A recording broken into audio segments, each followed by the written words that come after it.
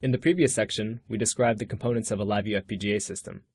By the end of this module, you will be able to describe the differences between a LabVIEW FPGA system and an NI-DAC MX system. To understand the paradigm of a LabVIEW FPGA system, it's important to understand the specific components found in a traditional measurement system. So here we have a NI-DAC MX system, and if we take a look at it, we see that the M-series device, that's vendor defined, right? This is a piece of hardware that you're not defining the functionality of the hardware. This is something that the vendor, namely National Instruments, in this case, has provided to you already. There's also a driver, so you see the NI-DAC MX driver, and this is also vendor defined. It's the way that your hardware communicates with your software. And then what you do get to define in this case is your LabVIEW VI. So here you're able to define the software that executes on the host PC.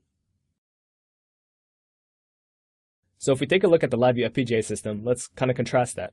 So let's take a look at the hardware side first, okay, on the right side of the slide. So the real hardware that you're buying, of course, some of it is going to be vendor defined. However, because you're able to actually program the FPGA chip, which is hardware that exists on the real hardware, you're actually able to define the functionality of the hardware itself. Now, if you take a look at the software side, there's still a vendor-defined NI-RIO driver to communicate between the hardware and the software. But you can also, again, define something on the host side. So on the host PC side, you can create and define how that host program works and how that host program is going to communicate with your customized hardware that you're also defining the logic of on your hardware. In this slide, we see how decision-making is done in software.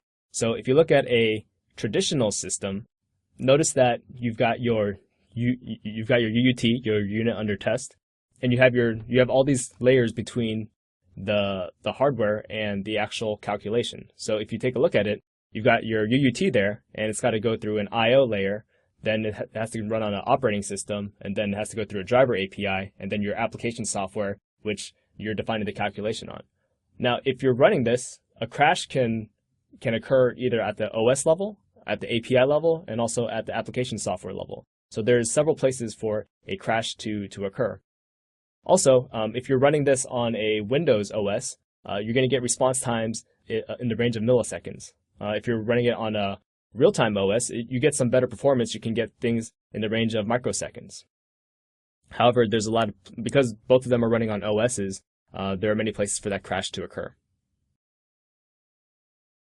So here we contrast that with decision-making in hardware. So if you're looking at a LabVIEW FPGA system, you've got that same unit under test. However, that I/O is going straight to your FPGA, which is implemented in hardware. So if you look at this, all that calculation is being done on the hardware, and you notice that the operating system, the driver API, and the application software are not involved at all. So here we see that we can have the highest amount of reliability, and also you get to execute things in the range of nanoseconds instead. So it's much faster and very reliable. Here we see a couple of examples of LabVIEW FPGA applications. So one thing you can use FPGA for is intelligent DAC. So if you're using FPGA, you can have customized timing. You can get faster speeds and synchronization. You can create custom triggers that can trigger off of multiple lines, analog and digital. You can also have a lot of custom counters. So you can implement that counting however you want because you're defining that in hardware. You can also have multiple scan rates. So for example, you can have multiple rates getting analog input, but you can have each of those loops running at a different rate. Also, because it's FPGA, you get ultra-high speed control, so you can get things in the range of nanoseconds. Because you have fast speeds, you can have specialized communication protocols that you implement. Also, if your host computer is spending a lot of time and has a lot of CPU-intensive processing, you can move that down to the FPGA, so that way the CPU isn't as taxed. Also, complex timing and synchronization, those are all possible on FPGAs.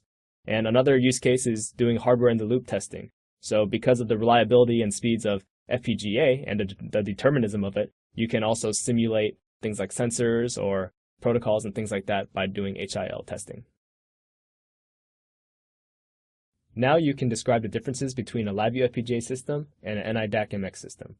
Next, we will describe the LabVIEW FPGA architecture on Windows and LabVIEW FPGA architecture with LabVIEW Real-Time.